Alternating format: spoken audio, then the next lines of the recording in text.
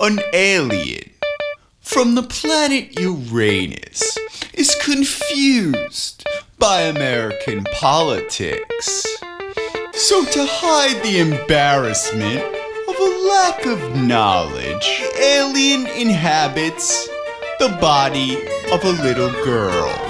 How could you treat both sides as equal when there is so much suffering? But the alien doesn't understand and accidentally is an unbiased news source. How did Iran develop nuclear technology to begin with? America! It's ironically America that started Iran's nuclear program back when we controlled them under the Shah. What is a Shah? Well, the word Shah is a Persian substitute for the word king. Welcome to Burger Shah. Have it my way. Well, there were many Shahs in history, but when I use the word, I'm referring to the most recent one that America put into power. How did he come to power? So Iran was originally under British rule, because who better to rule them when they have so much in common? Oh, you like to eat? I like to eat too. Give me your oil. So the British helped form the Anglo-Iranian Oil Company. Note that it's pronounced with the emphasis on the Anglo, because if you look at the books, the Iranian part is silent. This company eventually renamed into BP, the company we know and love today. And it's a good thing they did rename, because if the Deepwater Horizon spill happened with the original name, you can guarantee Republicans wouldn't keep the Iranian part silent. The British took Iran's oil over 100 years ago. Come on, that means that Iran today can have a nuclear weapon of mass destruction. By that logic, ISIS will be giving every last drop of oil to the Queen. Your Majesty, take it all. Can I finish the story? So America's CIA staged a coup using the Iranian military to put our CIA puppet in charge of Iran. How did the Iranians know that Shah was secretly a CIA puppet? I guess BP can't stop a leak. But where are we now? You know the Ayatollah made things worse. Who is the Ayatollah? In 1979, Iran had a revolution. Our ally, the Shah, was thrown out, and a new leader rose to power, the Ayatollah. He's much more religious and funds terrorism. The problem isn't what the Ayatollah did, it's what the Shah did. He violently cracked down on peaceful protesters. Why are you acting like this revolution is a good thing? Liberals are such hypocrites. Aren't you for women's rights? Aren't you for gays' rights? Well, under the Ayatollah, they stoned those groups to death. Is that really what you want? And the Ayatollah got rid of anything even closely related to American culture, like our music and the sport of football. If you ban football, you're probably not going to be very good at throwing the stones. I'd hate to see Tom Brady enforce Sharia law. He'd be stoning lesbian drug addicts from 2 towns over. Dirty stones for dirty stoners. Hut, hut, hike, meet Allah. That wouldn't be so bad. He'd deflate the stones. Well, why were they protesting? First of all, we forced our culture upon them. Our books, our music, our television. I'm American, but even I'd launch a jihad if I was forced to watch Real Housewives of Iran. You're an ass clown. The Ayatollah openly funds Hezbollah. At least other nations try and hide their terrorist funding. The Ayatollah's so open about it, you'd think he was complying with Freedom of Information Act requests. The Shah, sponsored by America, murdered the Ayatollah's son, Mustafa. So we murdered his son, and he's an extremist. I'm sorry that happened. I really am. But you don't know for sure that the Shah did it. He could have died of a natural heart attack. No. First of all, the local residents saw the Shah's forces go in the night before. So what a coincidence he had a heart attack that night.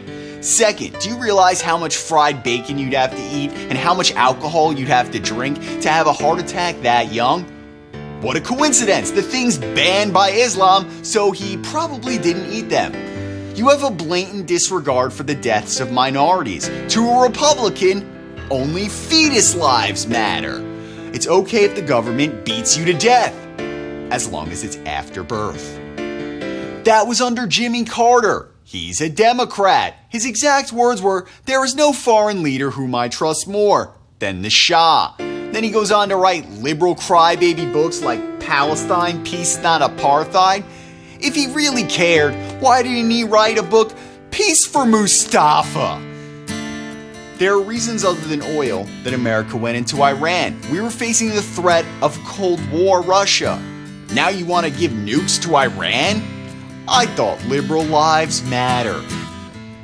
The Shah cracked down to stop communism's spread. Fighting communism?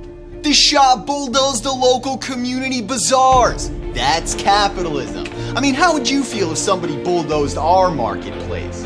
Oh wait, that's 9/11. You have no proof of this. It's all secondhand stories that are easily exaggerated.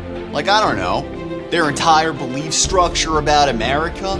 Where's the published proof? Published proof? Under the Shah, they had no freedom of speech. And the proof of this is that the number of published books fell during the Shah's reign, from 4,200 to 1,300. What are you talking about? They got even less freedom of speech after the Ayatollah took over. He influences their reading more than Oprah. You know why they read the Quran all day? There's nothing else. Welcome back to the Ayatollah's bestseller list. Today's recommendations are the Quran, Death to America, and the Quran. Back to you. I wonder why they have such few books. Maybe it's because you put trade sanctions on books. It's interesting how you forgot to mention how after the revolution, Iranians kidnapped Americans and held them hostage in an American embassy. Forgot to mention that part. That was a misunderstanding. Their intention was to negotiate. They were shouting, "Death to America," while burning the American flag. How do you justify burning the American flag? Would you be like, "Oh, well, maybe he was cold. Here in the desert, it can get kind of chilly, so we roast marshmallows by the American flag campfire." So why does the Iranian Revolution matter? Iran's current government thinks that if we can break them with sanctions over nuclear use, then we can break them with sanctions for regime change. Are we really debating nuclear power or new Iranian leadership? If Iran agrees to halt their nuclear program, they can keep their leadership. Oh, like Libya's Gaddafi? Gaddafi agreed to give up his nuclear program, and then you killed him as soon as he did. I give up my weapons. I surrender. Why are you blaming me for Hillary Clinton's actions? She's the one that ordered the hit.